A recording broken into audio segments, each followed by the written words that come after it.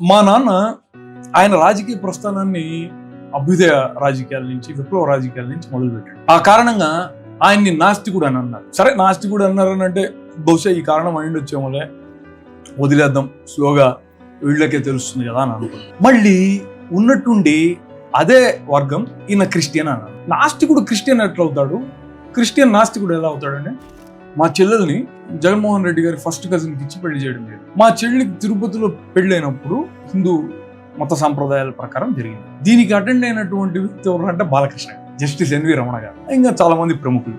దాని తర్వాత వాళ్ళు ఒక రిసెప్షన్ని హైదరాబాద్లో ఇచ్చారు. దానికి సంబంధించినటువంటి ఫోటోలే సోషల్ మీడియాలో చక్కర్లు కొడతా ఉంటాయి. దాన్ని చూపించి కరుణాకర్ రెడ్డి గారిని క్రిస్టియన్ అని అంటారు. సరే అంటే దాని తర్వాత నా పెళ్ళి అయింది 2015. అది హిందూ సాంప్రదాయం ప్రకారం జరిగింది. అంటే మీరు ఎక్కడైతే ఈ రాతలు రాస్తారో ఆ పేపర్ అధినేతలు రామోజీరావు గారు, మళ్ళీ జస్టిస్ ఎన్వి రమణ గారు, బాలకృష్ణ గారు, వీళ్ళందరూ నా పెళ్లికి కూడా అటెండ్ అయ్యారు. మరి మమ్మల్ని ఏ విధంగా మీరు క్రిస్టియన్లను చిత్రీకరిస్తున్నారు?